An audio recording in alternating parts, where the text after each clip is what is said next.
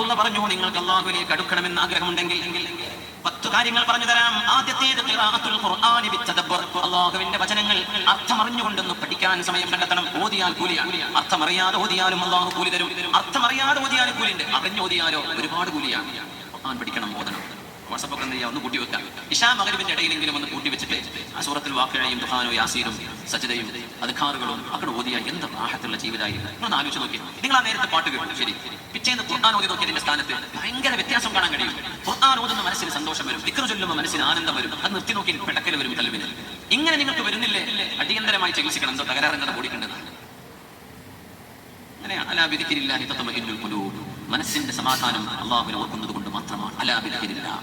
രണ്ടാമത് പറഞ്ഞു, നിങ്ങൾ അല്ലാഹുവിന് വേണ്ടി സുന്നത്ത് നിസ്കാരങ്ങൾ ചെയ്യണേ.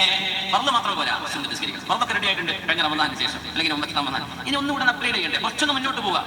ദുഹറിന്റെ മുമ്പ് ഒരു 2 റക്അത്ത് സുന്നത്തെങ്കിലും കഴിഞ്ഞിട്ടൊരു 2 അല്ലെങ്കിൽ 4 ആയിക്കോട്ടെ, തുടങ്ങിക്കോളൂ. മഗ്‌രിബിന്റെ ശേഷം 2 റക്അത്ത് സുന്നത്ത്, ഇശാഇന്റെ ശേഷം 2, സുബ്ഹി നിസ്കാരത്തിന്റെ മുമ്പ് 2 റക്അത്ത് സുന്നത്ത്. നബി തങ്ങൾ പറഞ്ഞു, റക്അത്താൽ ഫജ്രി, സുബ്ഹി നിസ്കാരത്തിന്റെ മുമ്പുള്ള 2 റക്അത്ത് സുന്നത്ത് ഖൈറും മിനദ് ദുനിയാ വമാ ഫീഹാ. ഈ ലോകത്തെ എല്ലാ ബാങ്കുകളിൽ കിടക്കുന്ന പൈസയും നിങ്ങളുടെ കൈകളിൽ വന്നു എന്ന് വിചാരിക്കുക. എല്ലാ മുതലാളിമാരുടെയും കൈകളിലുള്ള സമ്പത്ത് നിങ്ങളുടെ കൈകളിൽ വന്നു എന്ന് വിചാരിക്കുക. അതിനേക്കാളൊക്കെ ഖൈറാണ് സുബ്ഹിന്റെ മുമ്പുള്ള 2 റക്അത്ത് നിസ്കാരം.